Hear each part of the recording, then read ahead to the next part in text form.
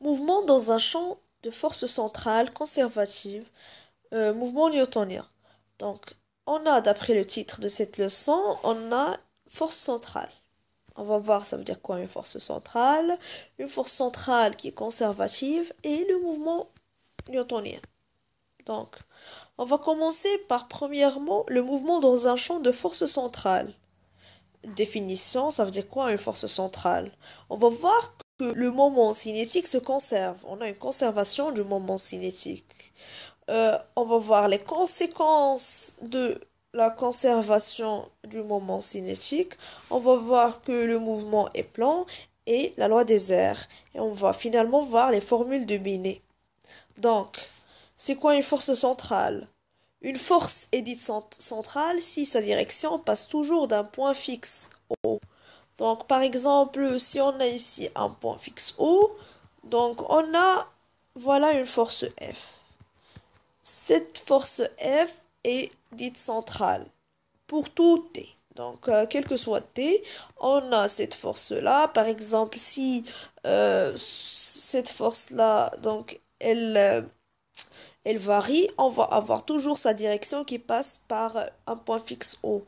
Et n'importe le sens, parce que un vecteur est toujours porté par une droite, n'importe le sens, quel que soit le sens, même si f, donc, elle est dans le sens opposé, donc on va avoir cette force qui est centrale. Donc, une force est dite centrale si sa direction passe toujours d'un point fixe O. Quelques exemples. Donc, la force de gravitation est une force centrale. Pourquoi? Donc, ici, on a la Terre. Voilà le centre de la Terre. Ici, on sait que si on a une masse M, ou bien un objet ici, donc on a une force qui est appliquée par la Terre sur cet objet, ou bien sur ce point matériel, F. On a donc l'expression, c'est celle-ci, et on a ici un vecteur U. L'expression, c'est moins g petit m de l'objet, grand M de la Terre sur R au carré. Donc, R au carré, c'est OM. R, c'est OM. Donc, voilà. Donc, la force de gravitation est une force centrale. On a la force colombienne, est aussi une force centrale. C'est la même chose. Il faut juste remplacer la planète par une particule chargée. La tension d'un fil est aussi une force centrale, mais spécialement dans le cas d'un pendule simple. Parce que, donc, si on a un pendule simple, par exemple ici, donc voilà la force T appliquée par tension du fil. Donc, cette force, elle est toujours sa direction, elle est toujours, elle passe par le point fixe O. Même si ici on a une rotation, bien des oscillations, on a toujours T qui, ici, voilà, sa direction, elle passe par O. Ici, donc sa direction passe par O. Donc, le cas d'un pendule simple, la tension d'un fil est une force centrale. Donc, deuxièmement, la conservation du moment cinétique. Donc, on va voir que le moment cinétique se conserve. Ça veut dire que donc le moment cinétique est égal à une constante. Le moment cinétique est égal à une constante. Si on veut montrer que une grandeur est constante, il suffit de la dériver et trouver que sa dérivée est égale à 0. Voilà une première méthode. Maintenant, une deuxième méthode qui est plus courte. Donc, on va utiliser le théorème de moment cinétique. On a le théorème du moment cinétique qui dit que la dérivée du moment cinétique dans un référentiel R par rapport au temps qui est égal à le moment des forces extérieures. Normalement, des forces extérieures, ici, on a seulement une seule force. Donc, on va avoir la force ici qui est égale, le moment de cette force qui est égale à OM vectoriel F qui est égal à 0. Pourquoi? Parce que ici on a O, ici on a M, donc la force F, grand M, donc ici la force F, elle, ici elle a un angle, elle fait un angle de pi ou bien 0 avec OM. Donc ici comme on a un sinus, on va avoir 0. On a la dérivée qui est égale à 0, donc le moment cinétique est une constante. d'après le théorème du moment cinétique. On a le moment cinétique qui se conserve. Conclusion. Le moment cinétique se conserve au cours du temps. On va voir des conséquences de ce résultat, de cette propriété. Donc, le mouvement est plan.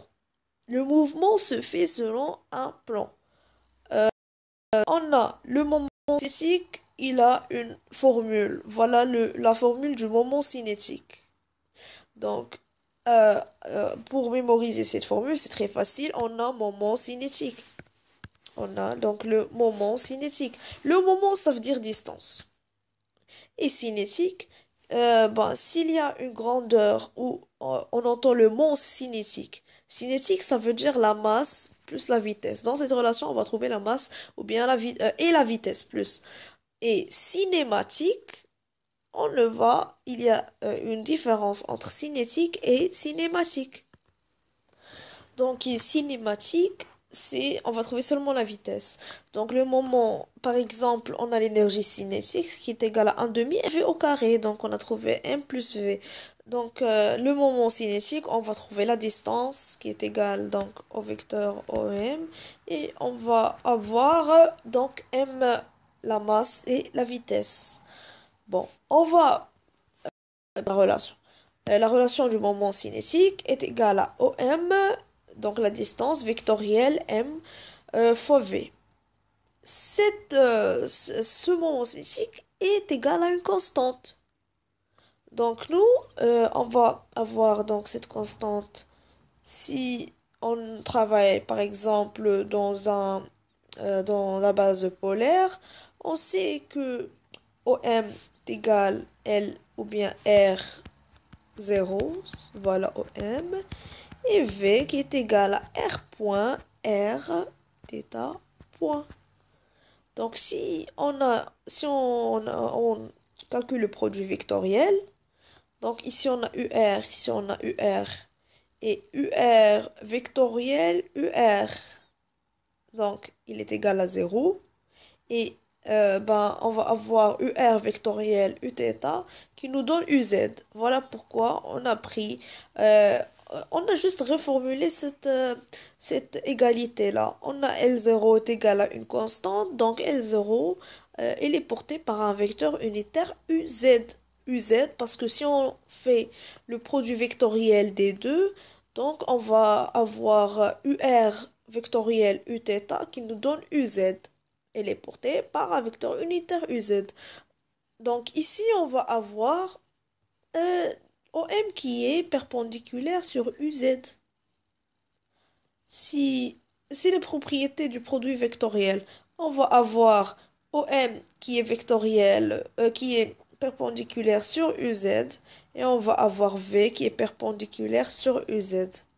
Donc OM perpendiculaire sur UZ et V est perpendiculaire sur UZ. Donc M il appartient au plan OXY. Le mouvement est plan. On a par exemple ici L0. On a le point M, il est toujours perpendiculaire à L0. Donc OM est toujours perpendiculaire sur L0 et elle reste dans ce plan-là. Donc dans le plan P, bien dans le plan OXY. Voilà, le mouvement est plan. Maintenant, on va voir la loi des airs. Donc, dans la base polaire, comme on avait vu, on a dit que OM est égal à R0 et V qui est égal à R point, Rθ point. C'est la même chose ici. Donc, OM est égal à RUR et V est égal à R point UR plus Rθ point Uθ. Donc, on va calculer le produit vectoriel. Comme j'avais dit tout à l'heure, on a RUR vectoriel M R point UR plus Rθ point Uθ. Donc UR vectoriel UR, ça donne 0. Par contre, UR vectoriel Uθ, ça nous donne UZ. Voilà pourquoi on a vu UZ ici. Donc parce que UR vectoriel Uθ est égal à UZ. Or, on a L0, donc le vecteur L0 est égal à une constante. Donc même MR au carré θ point est égal à une constante. La norme est égale à une constante. Maintenant, on va poser C qui est égal à R au carré θ point. Donc R au carré θ point, on va la considérer comme une constante qui est égale à C. Voilà la loi des R. Donc, conclusion. Parce que ces deux résultats dérivent d'un seul, que L0, le moment cinétique, est une constante. Donc, parce que c'est un vecteur, la constante c'est un vecteur, on a vu que le mouvement est plan. Et parce que la norme est une constante, on a trouvé que, on a considéré, donc C qui est égal à R au carré θ point, qui reste toujours une constante. Ça veut dire quoi, cette relation-là? C est égal à R au carré θ point, qui est égal à une constante. On a quelque chose fois quelque chose qui reste toujours constante. Donc si R au carré augmente, donc θ point, elle va diminuer. C'est comme une balance pour laisser ici donc une constante. Donc si R au carré, donc elle augmente, on a θ point qui va diminuer. Donc si la distance elle augmente, la vitesse elle diminue. Donc la vitesse elle diminue. Si la OM qui est R, si elle augmente, donc on va avoir la vitesse qui diminue et vice versa. Si on a M qui diminue, on a la vitesse qui est plus élevée. Donc si par exemple on est là, on va avoir une vitesse qui est plus grande que celle-ci ici. Donc si on est proche au point fixe au centre, on a une vitesse qui est plus élevée que si on est plus loin. Donc voilà l'explication physique de C est égal à R au carré θ point. Maintenant, on veut donc démontrer les formules de Binet. Il y a deux formules de Binet. Donc la première concernant la vitesse et la deuxième concernant AR. Pourquoi les formules de Binet sont très intéressantes? Parce que dans chaque mouvement, qu'est-ce qu'on veut? Donc on veut trouver toujours les équations du mouvement, donc x de t, y de t, ou bien r de t, θ de t. B, on veut trouver toujours la trajectoire. Si on connaît la trajectoire, on va donc comprendre beaucoup de choses. Donc, ce qui caractérise les formules de Binet, c'est qu'il n'y a pas le temps. S'il n'y a pas le temps, donc c'est ça. Donc on a éliminé le temps. Si on élimine le temps, on a la trajectoire. Donc les formules de Binet, c'est ça nous donne, c'est une méthode pour trouver la trajectoire. Donc avec ces formules-là, il n'y a pas le temps. Donc nous, on doit éliminer le temps. Si on parle maintenant de trajectoire, on parle de formule de Binet. La démonstration est très intéressante et indispensable, on doit la savoir. Donc on a V carré qui est égal à C au carré, donc D de U sur D de θ le tout au carré plus U au carré. Donc comment commencer ou bien où commencer? On va commencer avec dans la base polaire. Donc on sait que V est égal R UR plus R θ point Uθ. C'est facile. Donc ici, on a la norme. On voit qu'il n'y a pas de vecteur. Donc on a la norme au carré. Donc la norme au carré. Normalement, la norme, c'est la racine 2. Mais ici, comme on a la norme au carré, donc la racine va disparaître et on va avoir R au carré plus R θ point au carré. C'est bien. Ici, on a R point. Donc, on va commencer par... On va calculer les termes. Donc, pour faciliter le travail et organiser notre démonstration, on va calculer chacune une par une. Donc, on commence par R point. Donc, R point, c'est D de R sur DT. C'est bien. Ici, l'astuce dans cette démonstration, ce qu'on doit savoir. Donc, D de R sur D de T, ici, on voit θ. Donc, j'ai oublié de mentionner que U est égal à 1 sur R. Nous, on va poser que U est égal à 1 sur R. Et n'oublions pas que C est égal à R au carré θ point.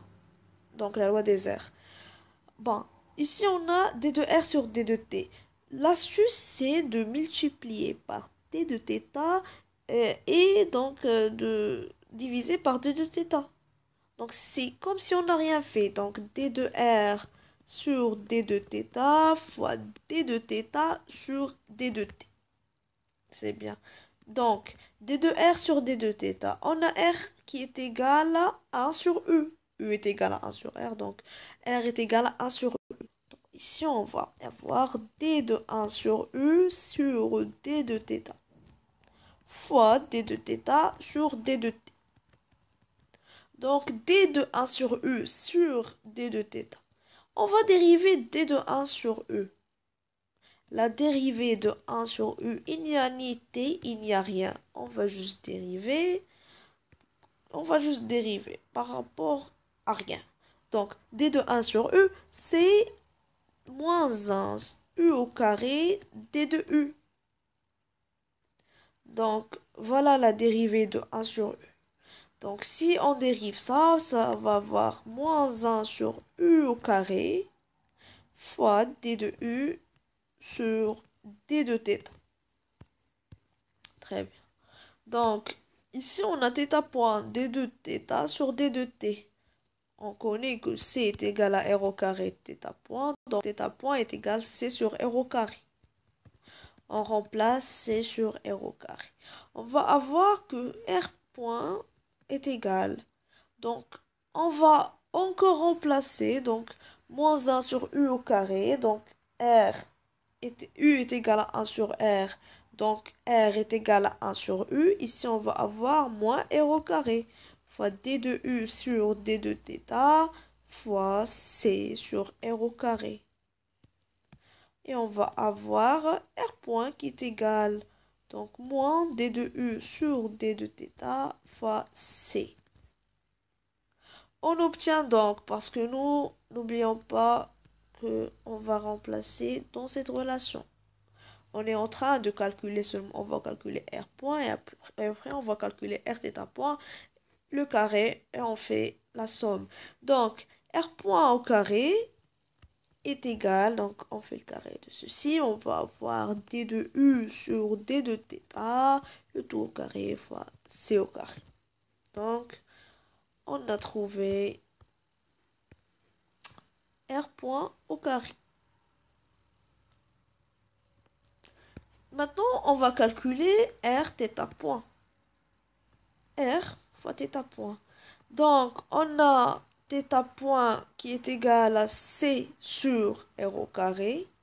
Mais maintenant, comme on va faire le tout au carré, on va élever au carré, c'est facile.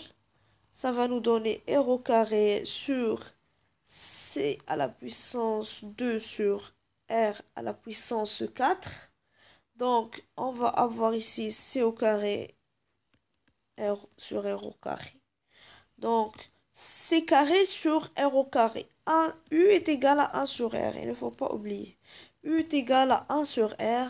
On remplace 1 sur R au carré par U au carré. Donc, on va avoir C au carré, U au carré. Donc, ici, on a trouvé, donc c'est facile, que R θ point au carré est égal C carré, U carré. Donc, voilà. Maintenant, il nous reste que faire la somme. V au carré qui est égal à R point au carré plus R θ point au carré. Donc, on va avoir R point au carré qui est égal à D de U sur D de θ, le tout au carré, fois C au carré, ça tombe bien. Donc, on va factoriser avec. Et voilà, on retrouve la première formule de Binet.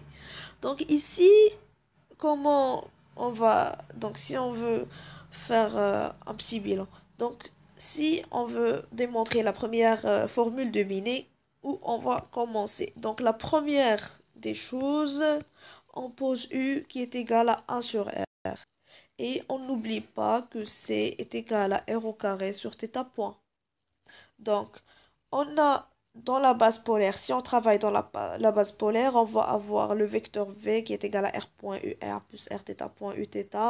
Et on va donc toujours, on va travailler avec cette relation. Donc, on a le module, le tout au carré. On va chercher R point. Donc, R point, c'est D de R sur D de T. On multiplie par D de θ et on divise par D de θ. Ici, c'est l'astuce. Il ne faut pas oublier celle-ci. Et donc, on remplace 1 sur U. Toujours, si on voit un R ou bien 1 sur U, on remplace. Et on va avoir donc notre relation. Donc, Rθ point au carré, c'est facile. Et on fait la somme et on retrouve la première formule de Binet. Maintenant, on va montrer la deuxième formule de Binet. Donc, encore, d'où commencer? Ben ici, on a commencé par l'expression de V dans la base polaire. Maintenant, pourquoi pas, on commence par l'expression de A dans la base polaire. Donc, dans la base polaire, on sait que A est égal à R de point moins R θ point au carré. Donc, le tout facteur de UR plus 2 R point θ point plus R θ 2 point ici, donc fois Uθ. On sait que donc voilà, cette quantité c'est AR et cette quantité c'est Aθ. Mais c'est intéressant. Il y a une question qui se pose. Ici on a AR. Pourquoi on n'a pas Aθ? Pourquoi on a seulement AR? Pourquoi on n'avait pas par exemple l'expression de A ou bien l'expression de Aθ? Pourquoi on a AR? Donc, pour répondre, on va montrons que donc Aθ est égal à 1 sur R fois D de R au carré θ point sur D de T. Montrons cette égalité. On va voir pourquoi. Donc, on a Aθ qui est égal à 2 R point θ point plus R θ 2 point. Ici, on a 1 sur R en facteur. On factorise par 1 sur R. Facteur de 2R, R point θ point plus R fois R θ 2 point, R au carré θ 2 point. Qui est égal.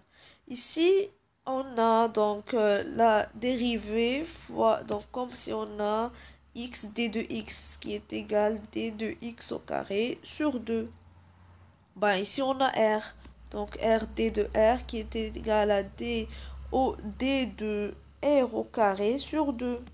Ici on a sur 2 et on a en 2, ça va être donc factorisé. Oui, donc on a ici, donc on a ici d, on va avoir 1 sur r d de r au carré, parce que sur 2, 1 sur 2 c'est une constante, elle peut sortir de la dérivée vers ce 2 et ça va être simplifié. Donc fois θ point qui est égal à d de θ sur d de t, c'est θ point.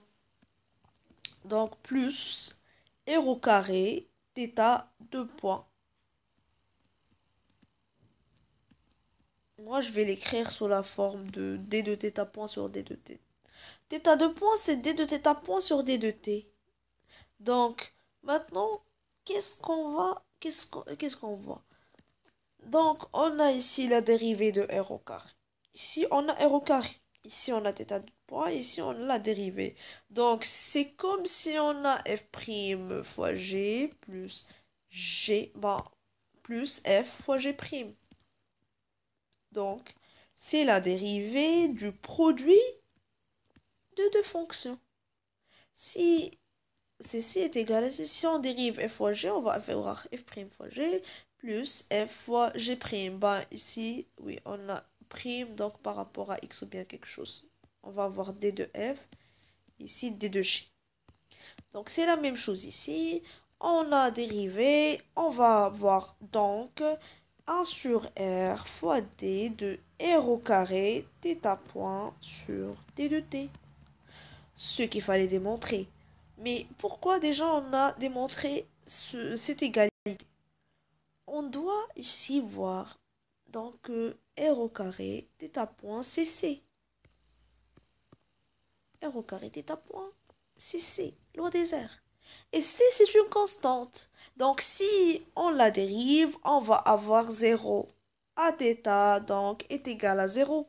Donc, on va avoir ici, donc, A qui est égal seulement à AR.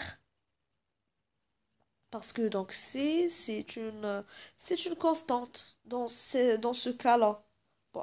Pas dans tous les cas. Dans le cas d'une force centrale. Donc, C, c'est une constante. La dérivée est égale à 0. Donc, on va parler seulement de AR.